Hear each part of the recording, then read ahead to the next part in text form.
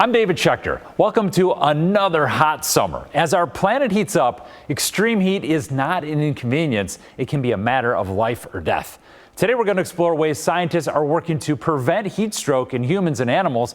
We're going to visit Arizona, where a specialized $600,000 test dummy is being used by a team at Arizona State University to measure the effects of hot, humid conditions on the body. Then we visit the Army Heat Center in Georgia, where soldiers learn cooling techniques to prevent heat illness and prepare for combat in a warming world. But we begin in Florida, where one mother is on a mission to change how EMS teams respond to heat stroke victims. In 2017, Lori Giordano's son, Zach, collapsed at a football practice and became unresponsive after his body temperature reached 107 degrees. Instead of cooling his body right away, he was taken to the hospital by ambulance. Days later, he passed away from organ failure. Only 11 states require a person showing heat stroke symptoms to be cooled before bringing them to the hospital. I sat down with Lori to learn how she hopes to change that number. Lots of ice. When you stack up Matt Willens against most paramedics, he has one more life-saving tool for patients overcome by the blazing Texas heat. You're the Iceman. Can I be Maverick, or how are we going to do that? You can be Maverick. Okay, cool. Matt carries that ice with him every day in case there's a call for heat stroke. I'm going to be part of the crew here for a little bit and learn how they do this, how they cool a patient down on the spot. I count of 3, 1, 2, 3, up, and move over. I help Matt put the patient in a We bag. can start dumping this on him. Pour in water. Literally just dump the bucket of ice over Dump him? the bucket of ice on him. Pour in Matt's ice. Really, it's just like, it's very simple. Yes. Now we're treating them in the field and making that difference. And that's could save their life. That is going to save their life. The protocol is known as Cool First, Transport Second. The National Association of EMS Officials recommends if a patient's core temperature is above 104, an ice bath immersion provides the most rapid cooling mechanism. Only after the temperature falls to 102.2 should the patient be transported to the hospital. It's a life-saving intervention that's more critical than ever as climate change makes our summers hotter and hotter. Tell me about Zach. I love talking about Zach. For his age, he was always very big and gentle and kind and funny. They called him Big Zach, and during football practice in 2017, Zach's body temperature hit 107 degrees. When the ambulance arrived, he was unresponsive and moaning. I just remember the panic that was setting in that moment. They were just assessing him and then loading him up to The instinct is, let's get to the hospital. load and go.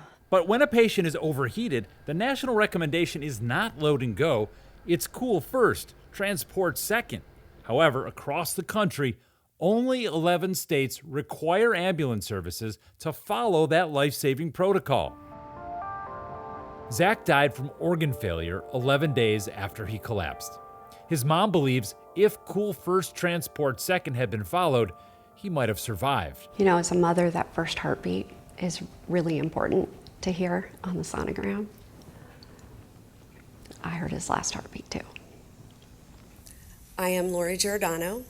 I am Zach Martin's mom. After years of advocacy, Lori worked with the Florida legislature to pass what they named the Zachary Martin Act, a law requiring, among other things, on-site ice baths at all outdoor athletic events in Florida. But she's not stopping at high school sports.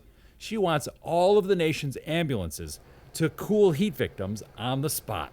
If we can get the first response to be cool, then that's going to be where the lives are saved. In a world that's getting hotter, this is a life-saving solution that's not required in most of the country.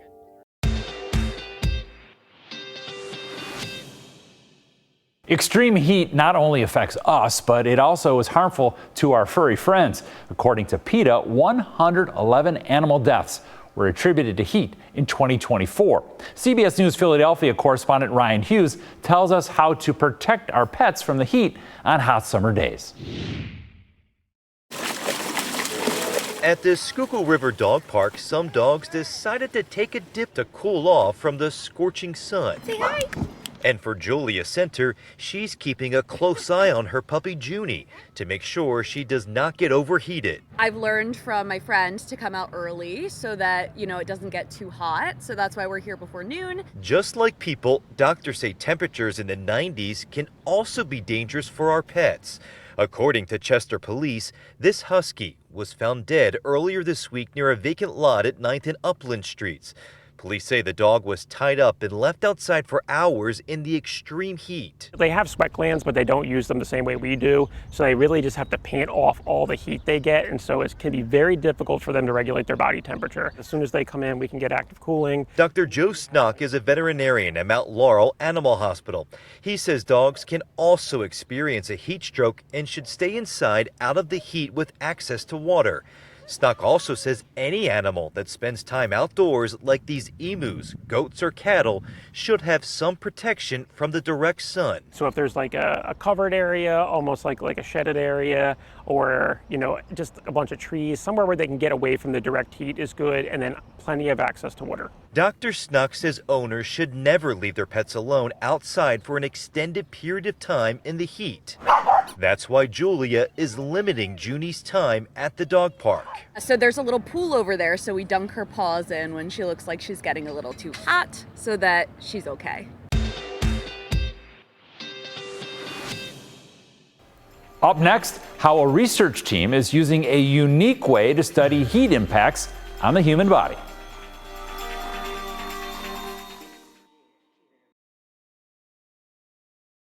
A team at Arizona State University is using a mannequin named Andy to study the impact of heat on humans.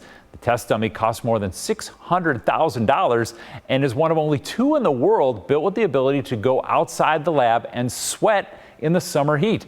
Chris Van Cleve learned how this study is helping Arizona protect its residents.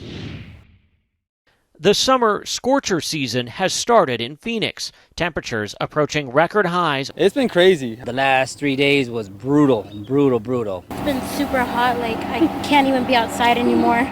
The Phoenix Fire Department even taking to social media, urging people to be heat smart and not hike during peak temperatures, hoping to avoid paramedics needing to use these bags. They'll put a heat patient in and then fill it with ice to rapidly cool them off. Maricopa County alone reported 645 heat-related deaths, up 50%, and nearly equaled the statewide total for 2022. We look at every heat-related death as a tragedy and preventable. Arizona now has the nation's only statewide chief heat officer. Dr. Eugene LeVar will oversee the rollout of a new extreme heat preparedness plan. Looking ahead to this summer, what's keeping you up at night? I think what keeps me up is there anything else we can do? Is there more that we can do? The first of the state's 18 pop-up cooling centers has been deployed in downtown Phoenix. It's a solar-powered modified cargo container that can be quickly deployed even as cooling centers are open across the region. Some now stay open later into the evening. It starts in May, so we actually open most of our cooling centers on May 1st to get started and keep them open until September 30th. But at Arizona State University, there's a team welcoming surging temperatures. He's really sweating. Oh, he is. Andy's hot.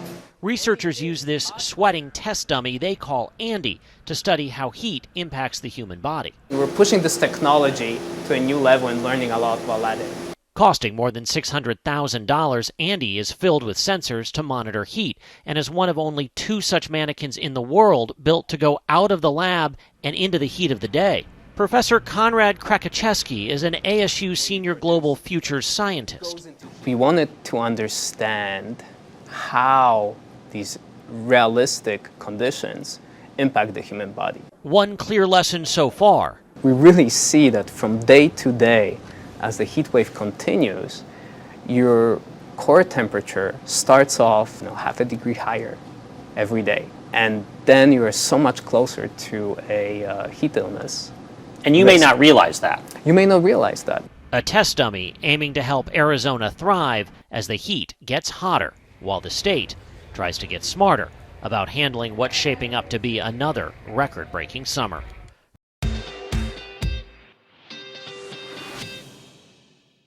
For the first time in history, Arizona has appointed a chief heat officer. That happened last year.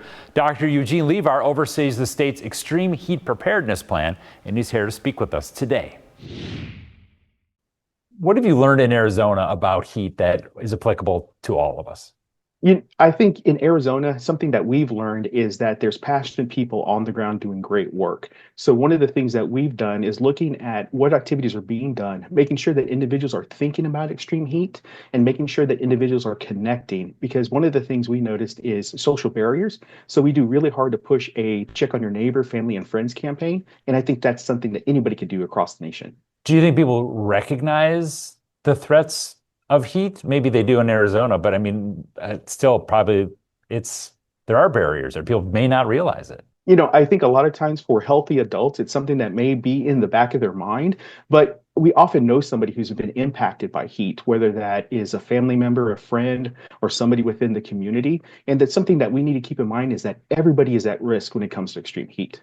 To have a state level officer, why do you do that, and how could that be helpful for other states to think about it in that way as well?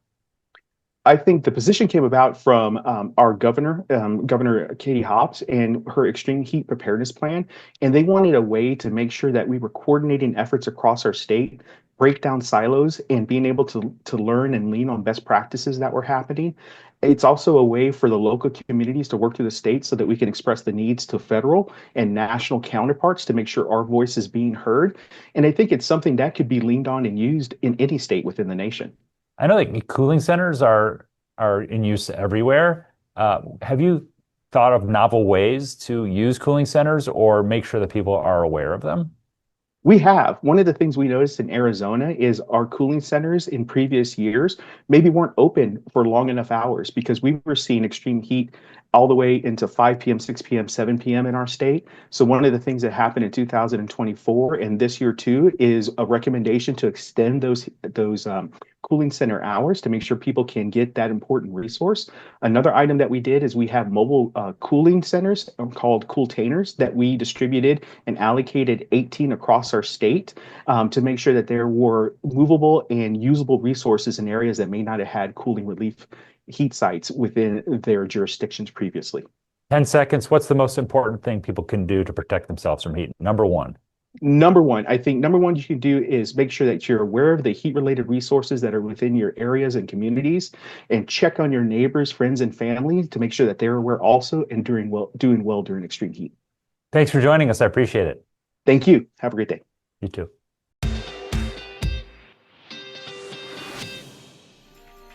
Up next, how a lab at Penn State University is measuring humans' vulnerability to heat.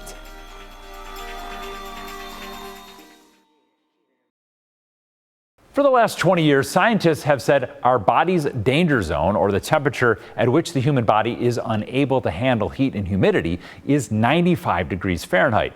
Now, Dr. Larry Kenney at Penn State University says the body's threshold is actually much less, at 87 degrees. I visited the lab to learn more about this cutting-edge research.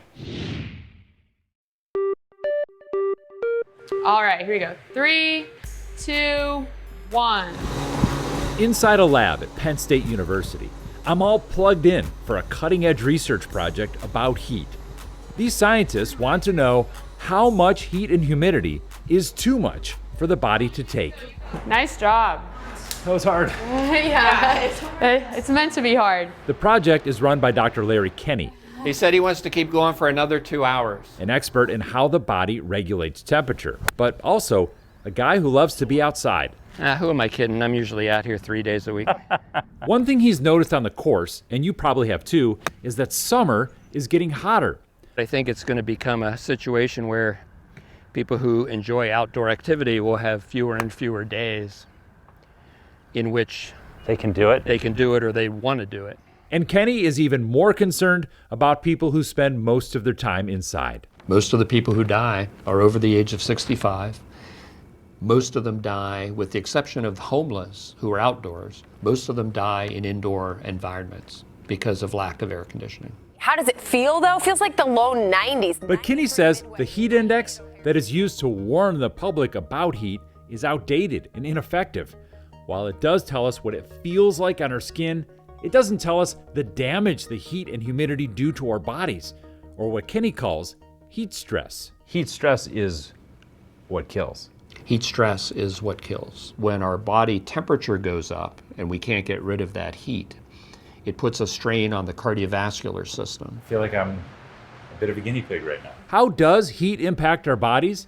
To answer that question, I've got to swallow a thermometer that's tucked inside this pill. Hope they don't need it back. The pill will record my core temperature as the chamber floods with hot air and humidity. They have me pedal gently to simulate light activity like washing dishes or doing laundry. So far, so good. I would say right now it's 92 degrees in there. It's actually about 106 degrees in there. And they kept increasing the temperature from there. Fatigue is setting in. I'm close to very uncomfortable right now. Let's just go with it. I feel like I've been in here for an hour and 20 minutes. It's gotten very uncomfortable. And I'm sweating more. How'd I do? Great. Really nice profile where your core temperature went up, leveled off for a long period of time until it got warm enough that it started going up again. It's going up again because my body can no longer compensate. For me, those conditions were a room temperature of 115 degrees Fahrenheit and 21% humidity. After that, it can get dangerous for extended exposure. It was 115 degrees in that room? It was. Oh my God. But it was so dry that it's not a burdensome type of heat stress. For the last 20 years, scientists have had a theory that anything above 95 degrees Fahrenheit and 100% humidity over an extended period was the danger zone. But that theory was never tested on human subjects. What Kenny's research found is the danger zone starts far lower at 87 degrees and 100% humidity. In a warming climate, that means more people will be in danger and sooner than predicted. That eastern sun coming up over Lake Michigan was like a ritual for her. You know, she'd read her Bible and she'd start to write. 72-year-old Gwen Osborne was a retired newspaper reporter in Chicago. She lived in this apartment building for seniors. Her son, Ken Rye. Ultimately, that was supposed to be the perfect place. Turned out not to be. Breaking news right now, Chicago firefighters are working to cool down a north side apartment building where 3 people were found dead. His mother died during an early heat wave in May of 2022. Her building had a policy of not turning on the air conditioning until the 1st of June, which would have been about 2 weeks later. After 3 consecutive days of above average temperatures, you know, they decided to do health checks. And when they did the health check of her unit, she had passed. I'm so sorry about that. You know, every now and again it kind of hits you. So, sorry. Do you think it's possible to develop a better standard? I think we are developing a better standard. Kenny says what we urgently need are real-time warnings about heat stress based on real studies of how heat impacts health. I think we need to look more inward at the human body in terms of how we respond to conditions of high heat and humidity, and then base new standards on those sorts of physiological responses. The result is a 1 through 5 heat stress scale. Each level of the scale has a specific recommendation, like taking extended breaks or suspending play.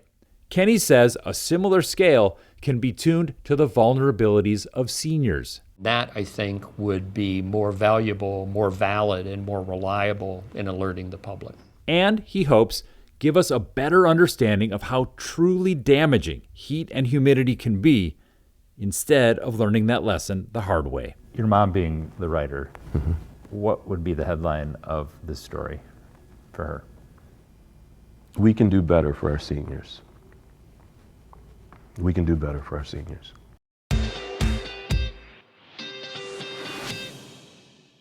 The U.S. Army has developed an inexpensive way to prevent soldiers from getting heat stroke. Across the United States, over 1,000 so-called arm immersion tables are used by the Army. Soldiers drop their arms and elbows into a large ice bucket, which has the ability to lower the body's core temperature by 1 degree Fahrenheit. That makes a crucial difference for overheated soldiers. I visited the Army Heat Center in Fort Moore, Georgia, to learn how it's done. Oh man, let's go! Come on, take it up. When a soldier gets heat stroke in the hot Georgia sun, it can take them out of service for weeks. Yes, sir, Sergeant! And that's a problem for the Army. On my command, you will fully immerse your arms up to your elbows. So one way they avoid heat illness is with an ice-cold arm bath. 1-1, 1-0, 9. Arms up! Arms up! Wakes you right back up and sends a little cool spurt to your system. We have to be prepared to fight and win anywhere. That includes hot environments. Lieutenant Colonel Dave DeGroot is a scientist who studies how heat impacts the body, and he runs the Army Heat Center at Fort Moore.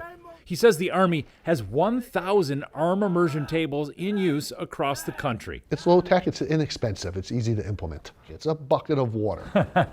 It's pretty low tech. It is. Ooh. I'm the only one that made a noise the whole afternoon. How is this working? What is this doing right now? But blood is still flowing through our forearms, and that blood is getting cooled and then coming back to our core, so it's just it's a loop. Research shows arm immersion cooling helps prevent heat illness, and depending on how long it lasts, immersion can lower core body temperature by as much as 1 degree Fahrenheit. And since normal body temperature only ranges between about 97 and 100 degrees, 1 degree of internal cooling makes a difference. Feels like it's working. We're getting a little chilly, aren't we? I am cold right now. It's starting to get a little bit numb. It's doing its job. I might not be cut out for the Army. I don't know. Let me get some help. Sometimes prevention isn't enough when heat becomes an emergency. This is a drill for an intervention called ice sheeting, developed at Fort Moore using a cooler, ice water, and bed sheets. The idea is to rapidly cool a severe heat victim on site before transporting them to the hospital. The intent is we want to cover as much surface area on the body as possible. Fresh, cold ice sheets get swapped in every 3 minutes until an ambulance arrives. Have you ever had to actually do that to a patient? Yes. How many times have you done that? Probably more than 10. And ice sheeting is effective. In 2019, before ice sheeting at Fort Moore, there were 95 cases of heat stroke. In 2022, after ice sheeting began, it was down to 35 cases. Solutions to keep the Army moving that are cheap, fast, effective, and on a hotter planet, more urgently needed than ever. As the climate changes and gets warmer, how do these things become more important? As it's getting warmer out, it's going to be harder and harder for people like Drill Sergeant Mesa and all of our instructors out here. It's going to get more challenging.